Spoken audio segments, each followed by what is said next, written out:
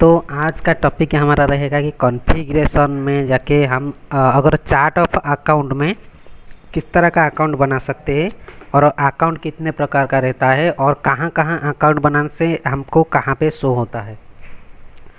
तो जैसे कि मैं अभी लॉगिन कर चुका हूँ, तो उसके उसके लिए मुझे क्या करना है ना, कॉन्फ़िगरेशन बटन में क्लिक करना है। कॉन्फ़िगरेशन बटन में क्लिक करने के बाद यहाँ पे आओगे तो एफएस दिखेगा, एफएस दिखेगा, इसके ऊपर क्लिक करूँगा और उसके बाद सबसे ऊपर देखूँगा कि चार्ट ऑफ अकाउंट एक ऑप्शन लिखा गया है, उसके ऊपर मैं क्लिक करूँगा।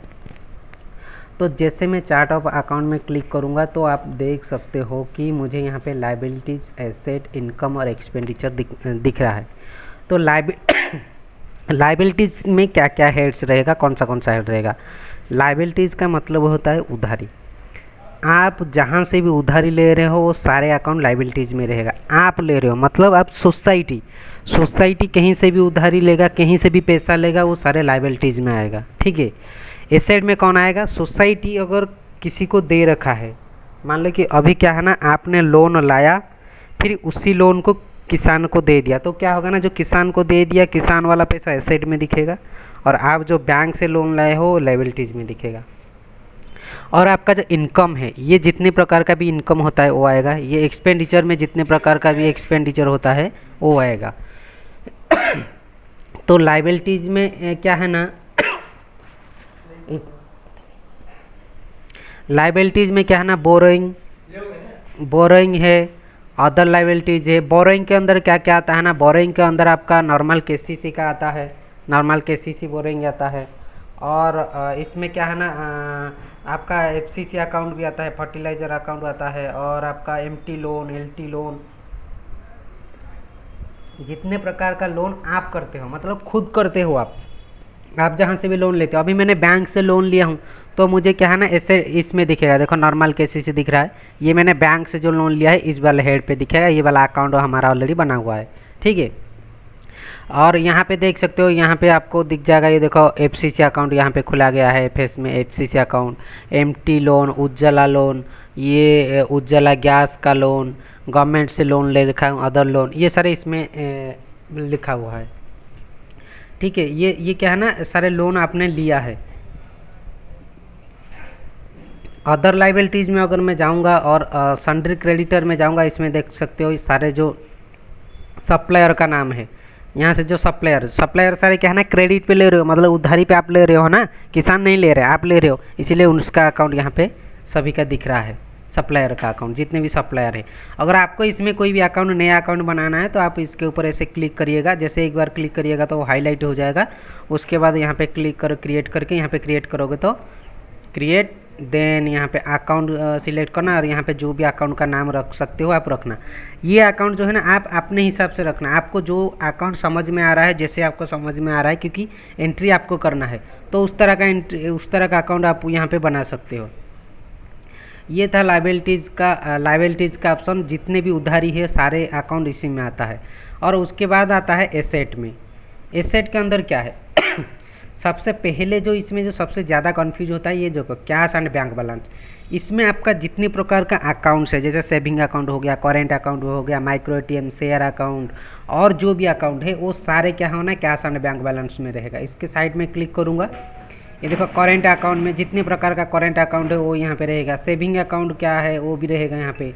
और कोई अदर इंस्टीट्यूट कहीं पे, state bank, Punjab national bank या कोई दूसरे बैंक में अगर आपका अकाउंट है तो आप यहाँ पे बनाओगे। उसके ऊपर एक बार ऐसे क्लिक करना, अकाउंट क्रिएट कर देना। उसके बाद आता है क्या ना, ये आता है इन्वेस्टमेंट का। इसका अकाउंट यहाँ पे नहीं बनता है, आप ये साइड में देखोगे तो यहाँ पे इन्वेस्टमेंट है तो यहाँ पे एंट्री किया जाता है। ठीक है, इसका अकाउंट नहीं बनता है। उसके बाद अदर एसेट के अंदर अदर एसेट के अंदर सन्ड्री डेबिटर में जाऊंगा। सन्ड्री डेबिटर में क्या क्या, इसके अंदर क्या क्या अकाउंट्स रहता है। इसके अंदर तो अभी बहुत सारे अकाउंट्स है, बट इसके अंदर जो मोस्टली अकाउंट रहता है वो क्या क्या रहता है ना, जो आपका विप्लन संघ से आपको कितना कमीशन लेना है, इसमें कमीशन वाला अकाउंट रहता है। और स्टेट गवर्नमेंट, सेंट्रल गवर्नमेंट का देख सकते हो, वो जो स्टेट गवर्नमेंट से इंटरेस्ट सबमिशन का लेता हो, ब्याज अनुदान, इसके अंदर अकाउंट जो है आपका रहता है। यहाँ पे इसके अंदर अकाउंट बनाना पड़ता है, अगर नहीं बना हुआ है तो आपको इसके अंदर अकाउंट बनाना पड़ता है। और इनकम के अंदर इनकम जो है आपका दो प्रकार का है, ध्यान से सुनिएगा। इनकम दो प्रकार का है, एक इनकम है, एक ट्रेड इनकम है, ठीक है। इनकम मतलब पूरा डायरेक्ट शुद्ध इनकम होता है, पता है, डायरेक्ट प्योर इनकम बोलते हैं उसको। मान के चलो आपका सेविंग अकाउंट में इंटरेस्ट आया तो वो आपका डायरेक्ट इनकम हुआ, मतलब वो कोई भी ट्रेड का ऑप्शन उसमें नहीं है, कोई भी ट्रेड का लिंक नहीं है, वो सीधा शुद्ध इनकम रहेगा। डीओमओ से आपको ऑपरेटर का सैलरी मिलता है या डिविडेंड मिलता है या कहीं से इंटरेस्ट मिलता है, वो सारे क्या है ना इनकम के अंदर आपको इसके अंदर अकाउंट बनाना पड़ेगा। ये देखिए डिविडेंड का हेड है, अकाउंट यहाँ पे बनाना है। यहाँ पे जो बैंक से अगर आपको इंटरेस्ट मिलता है तो यहाँ पे बना सकते हो। और यहाँ पे मिसलेशन अदर इनकम है, यहाँ पे चाहो तो आप जो भी अदर इनकम के लिए इनकम वाला हेड बना सकते हो। अगर मैं ट्रेड इनकम का बात करूँगा, ट्रेड मतलब जिसमें ट्रेड वाला या व्यापार, ट्रेड मीन्स व्यापार, व्यापार वाला वर्ड कहीं पे भी यूज हो गया तो वो ट्रेड इनकम हो गया। जैसे कि आप मान के चलो कमीशन, कमीशन क्या है ना, कमीशन कब मिलता है, आप धान बेचते हो उसके बाद कमीशन मिलता है ना, तो धान बेचते हो मतलब वो बिजनेस हो गया, इसीलिए वो इसमें आएगा। कंपोजिशन, कंपोजिशन मतलब खेती पूर्ति अगर आपको मिलता है। यहाँ पे अदर ट्रेडिंग इनकम, जो भी अदर ट्रेडिंग इनकम है यहाँ पे मिलता है।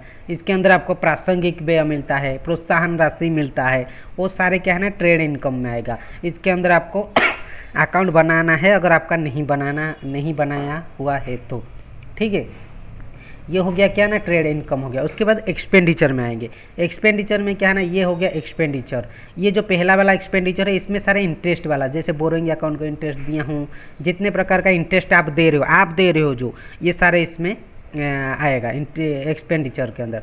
उसके बाद एस्टैब्लिशमेंट एंड अदर एक्सपेंस, इसके अंदर आपका जितना भी शुद्ध खर्चा है, शुद्ध खर्चा मतलब आपका सैलरी ले रहे हो, मैनेजमेंट एक्सपेंस हो गया, इलेक्ट्रिसिटी बिल हो गया, रिपेयर कॉस्ट हो गया, insurance, law charges, printing and stationery charges, audit fees, और डोनेशन दे रहे हो या कहीं पे ट्रैवल एक्सपेंस कर रहे हो, वो सारे क्या है ना आपका प्योर ट्रांजैक्शन हो जाएगा, मतलब शुद्ध खर्चा हो जाएगा वो, जो कि लाभ हानि खाता को हिट करेगा, ठीक है। मैं आपको और एक बात बता देता हूँ, जो भी आपका इस वाले ये दोनों ऊपर दोनों हेड पे आप एंट्री करोगे वो सर आपका लाभ हानि खाता को हिट करेगा, ठीक है। और इनकम में कुछ भी इनकम करोगे तो वो लाभ हानि खाता को हिट करेगा। और ट्रेड एक्सपेंडिचर में क्लिक करूँगा तो जितना ट्रेड रिलेटेड खर्चा हो गया, हमाली चार्जेस हो गया, प्रासंगिक व्यय हो गया, प्रोत्साहन व्यय हो गया, और आपका ट्रांसपोर्ट चार्जेस हो गया, और आपका और क्या आता है transport DD commission, transport charges, salesman salary, और जितना भी अदर एक्सपेंस है वो सारे क्या होगा ना ट्रेड एक्सपेंस में आएगा। इसके अंदर आपको अकाउंट बनाना पड़ेगा ट्रेड एक्सपेंस के अंदर। अगर आपको खर्चा वाला एंट्री करना है ट्रेड रिलेटेड तो आपको ट्रेड के अंदर ही, ट्रेड एक्सपेंडिचर के अंदर ही अकाउंट बनाना पड़ेगा। तो इस तरह का हम यहाँ पे आके अकाउंट बना सकते हैं, किसी भी प्रकार का अकाउंट हम चाहे तो यहाँ पे बना सकते। तो मैं आशा करता हूँ कि आपको ये जो 4 ऑप्शन में समझाया ये आपको समझ में आ गया। अगर इसमें कोई भी डाउट है तो मुझे कमेंट करके बताइए, और पर्टिकुलर कौन सा वीडियो के ऊपर आपको वीडियो चाहिए, टॉपिक के ऊपर वीडियो चाहिए तो उसको कमेंट कर सकते हो, मैं आपको उस टॉपिक के अंदर रिलेटेड वीडियो बना के अपलोड कर लूँगा। थैंक फॉर वॉचिंग, मिलते हैं नेक्स्ट वीडियो में।